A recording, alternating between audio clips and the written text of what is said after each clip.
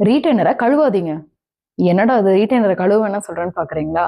வாங்க இதை பத்தி பார்க்கலாம். நான் உங்கள் பல் மருத்துவர் தமிழரசி.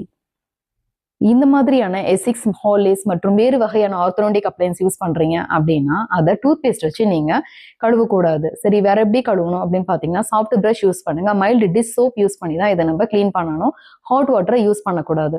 சரி, இது போக வேற என்ன யூஸ் பண்ணி நம்ம கழுவலாம் அப்படின்னு பாத்தீங்கன்னா, இதுக்காக ரீட்டைனர் கிளென்சிங் டேப்லெட் அவைலபிலிட்டி இருக்கு. இதை வந்து நம்ம ஒரு டம்ளர் ஆஃப் வாட்டர், அதாவது கோல்டு வாட்டர் இல்லது ரூம் டெம்பரேச்சர் நார்மல் வாட்டர் நீங்க எடுத்துக்கலாம். அந்த டேப்லெட் நீங்க உள்ள போடுறீங்க அப்படின்னா அது டிசால்வ் ஆகும்.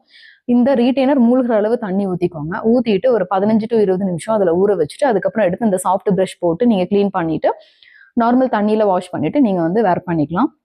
இது போக அல்ட்ராசோனிக் கிளீனரும் இதுக்கு இருக்கு. ஸோ அதை யூஸ் பண்ணி நீங்க கிளீன் பண்ணிக்கலாம். சரி, என்னெல்லாம் பண்ணக்கூடாது அப்படின்னு பார்த்தோம் அப்படின்னா, நீங்க ஹாட் பிரஷ் யூஸ் பண்ணக்கூடாது, ஹாட் வாட்டர் யூஸ் பண்ணக்கூடாது, டூத் பேஸ்ட் யூஸ் பண்ணக்கூடாது. அது போக மவுத் வாஷ்ல உள்ள போட்டு நீங்க இதை கழுவக்கூடாது. நன்றி.